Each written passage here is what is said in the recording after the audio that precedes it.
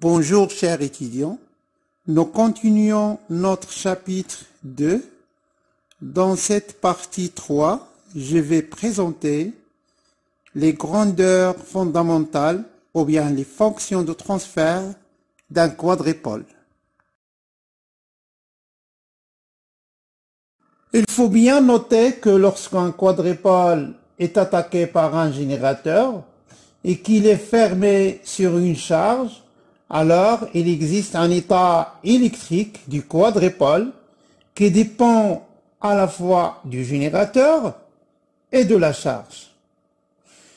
Cet état électrique est défini par des grandeurs caractéristiques ou bien des grandeurs fondamentales appelées aussi fonctions de transfert.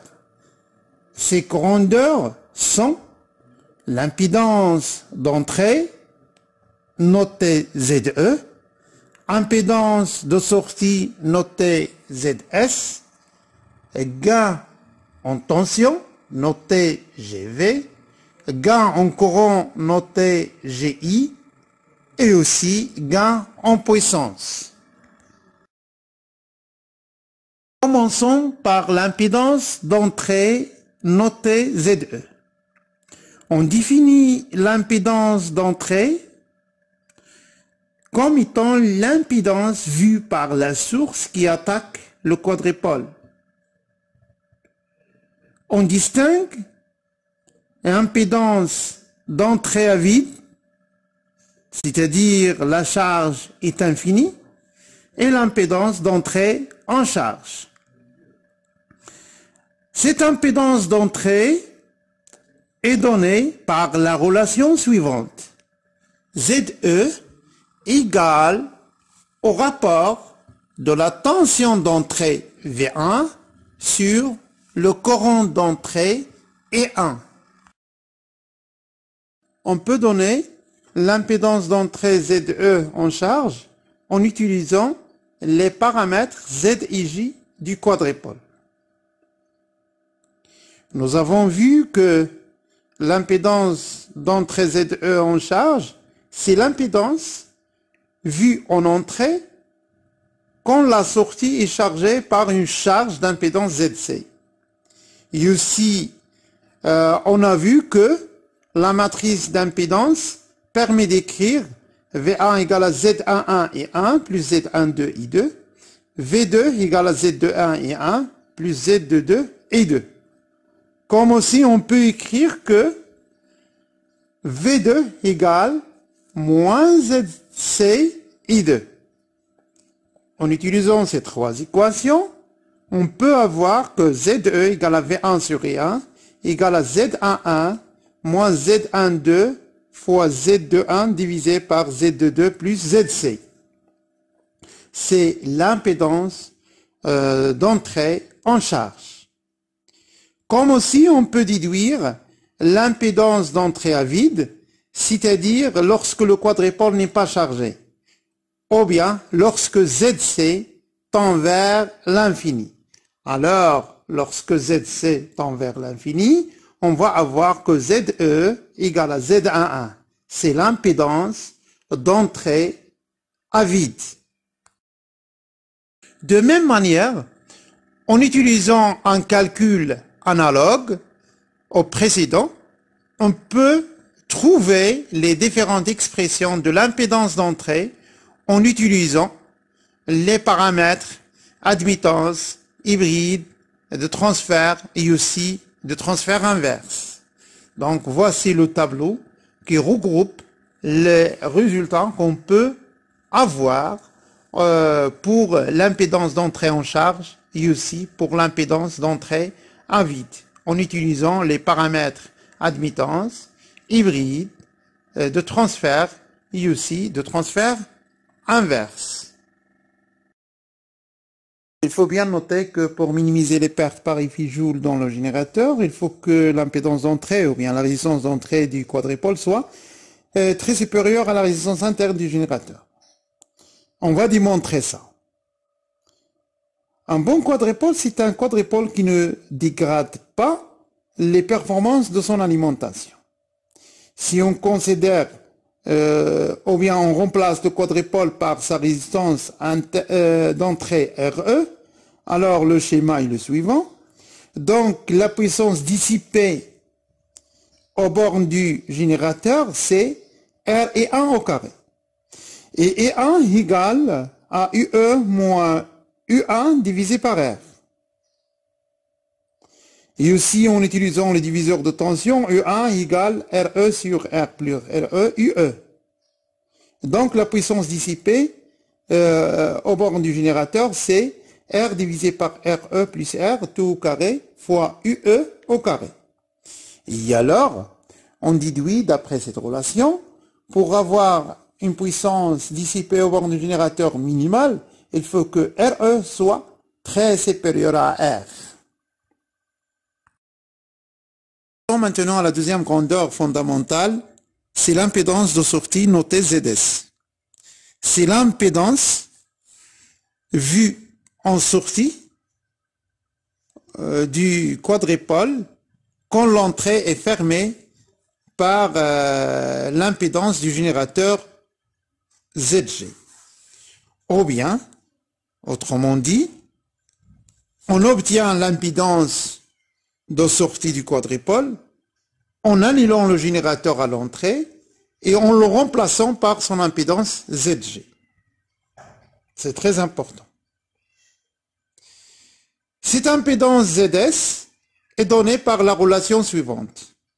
ZS égale au rapport de la tension de sortie V2 et du courant de sortie I2, en mettant la force électromotrice du générateur nulle, c'est-à-dire en annulant le générateur, en le remplaçant seulement par son impédance interne ZG.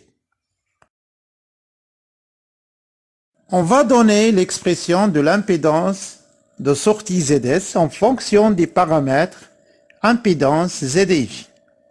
Nous avons vu que d'après la matrice impédance, que V1 égale à Z11 et 1 plus Z12 I2. Et V2 égale à Z21 et 1 plus Z22 I2.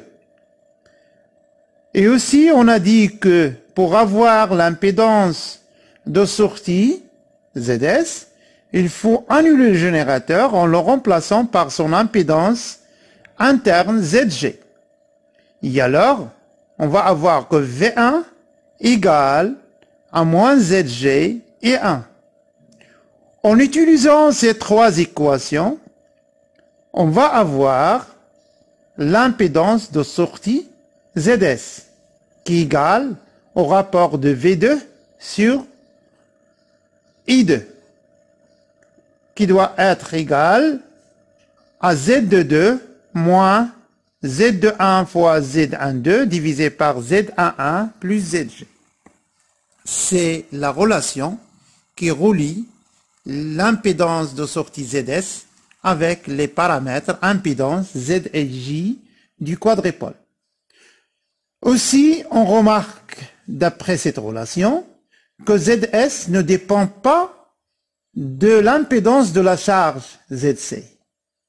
C'est très important. Donc, il faut noter bien que l'impédance de sortie ZS ne dépend pas de l'impédance de la charge ZC, mais elle dépend de l'impédance interne du générateur.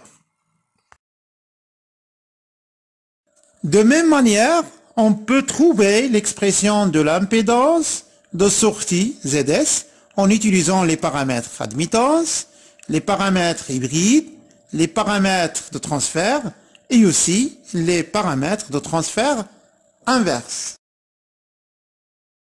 Il faut bien noter, pour avoir un bon quadrupole, il faut que l'impédance de sortie ZS soit très petite devant l'impédance de la charge ZC, afin d'avoir un quadrupole qui présente la même caractéristique ZS à sa sortie, même s'il est chargé. Si on remplace le quadrupole par son impédance de sortie ZS, alors on va avoir l'impédance de la charge en parallèle avec l'impédance ZS de sortie du quadrupole. et par suite pour avoir un Z équivalent proche de ZS, il faut que l'impédance ZS soit très petite devant Z charge. Et c'est ça la condition pour avoir un bon quadrupole. Passons maintenant à la troisième grandeur fondamentale, notée GV. Le gain en tension, c'est le rapport de la tension de sortie V2 par la tension d'entrée V1, quand la sortie est chargée par une impédance ZC. Le gain en tension est donné par la relation suivante. GV égale V2 divisé par V1. Et il faut noter que le gain est sans dimension. Il peut être réel comme aussi il peut être complexe. Il faut ajouter aussi qu'on peut calculer le gain en tension à vide. Notez AV0 qui correspond à ZC tend vers l'infini. C'est-à-dire lorsque le circuit est ouvert, ou bien I2 égale à 0. On peut donner l'expression du gain en tension en fonction des paramètres impédance Z et J. D'après la matrice impédance, on peut écrire V1 égale à Z11 et 1 plus Z12 et 2. V2 égale à Z21 et 1 plus Z22 et 2. Comme aussi, on peut écrire que V2 égale à moins ZC et 2. En utilisant ces trois équations, on peut avoir l'expression du gain en tension, qui est égale à Z21 ZC divisé par Z11 ZC plus le déterminant de la matrice impédance. Comme aussi, on peut déduire le gain en tension à vide en mettant ZC tend vers l'infini. Et alors, on va avoir AV0 égale Z21 divisé par Z11. De même manière, on peut déterminer les expressions du gain en tension en fonction des paramètres Y, IJ et H, IJ. Passons maintenant à la quatrième grandeur fondamentale, gain en courant noté GI. Le gain en courant, c'est le rapport de l'intensité du courant de sortie I2 par celle d'entrée I1. Il est donné par la relation suivante. GI égale I2 divisé par I1. On peut donner les différentes expressions du gain en courant en fonction des paramètres ZIJ, YIJ et HIJ.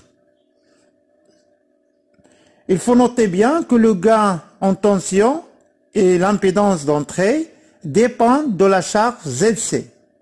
Par contre, ZS, elle ne dépend que de ZG, c'est-à-dire l'impédance interne du générateur. Finalement, on va terminer cette partie par le schéma équivalent du quadrupole en utilisant les grandeurs fondamentales du quadrupole.